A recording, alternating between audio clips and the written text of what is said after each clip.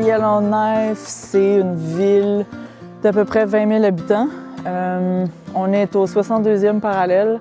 On n'est pas tout à fait dans le cercle arctique, mais on est quand même assez haut où on a le soleil de minuit, ou les journées qui finissent jamais en été.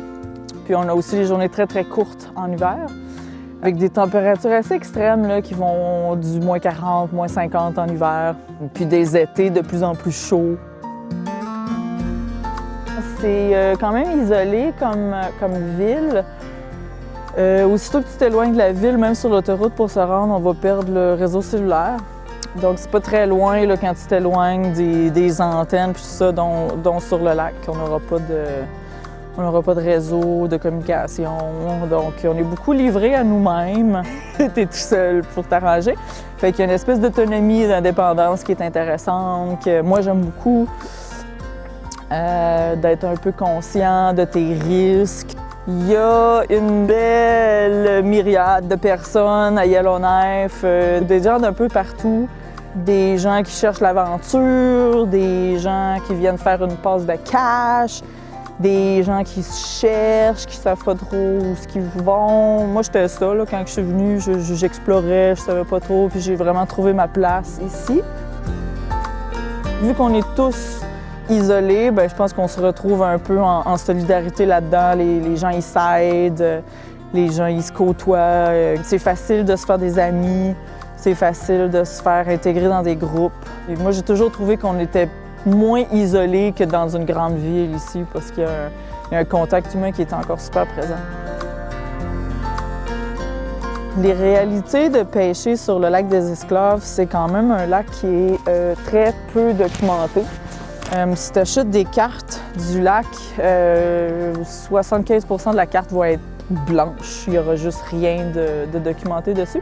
Fait que ça va beaucoup de traditional knowledge, d'apprendre sur le tas, de faire tes propres trajets, faire tes propres cartes, apprendre les routes qui sont navigables par les gens qui les ont déjà occupées, qui les ont déjà utilisées.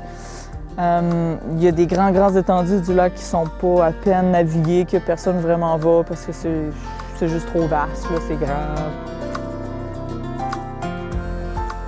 Moi, j'ai remarqué une espèce de développement dans la popularité des poissons. Quand j'ai commencé, il y avait beaucoup d'espèces qu'on rejetait, puis j'ai travaillé bien fort pour essayer de ne pas avoir de pertes tant que ça. Puis en même temps, je trouve que ce serait important d'avoir dans la mentalité des gens d'accepter ce que le lac nous donne ou d'accepter ce que le territoire nous donne au lieu d'essayer toujours d'aller ressourcer des choses qu'on veut mais qu'on n'a pas vraiment besoin pour survivre, là. La pêche, c'est une industrie qui est quand même en train de se faire exponentiellement pousser de l'avant, là. Fait que j'espère que les management, là, les biologistes puis ceux qui écrivent nos rapports vont faire leur job puis ils n'attendront pas à ce qu'il n'y ait plus de poissons avant d'arrêter.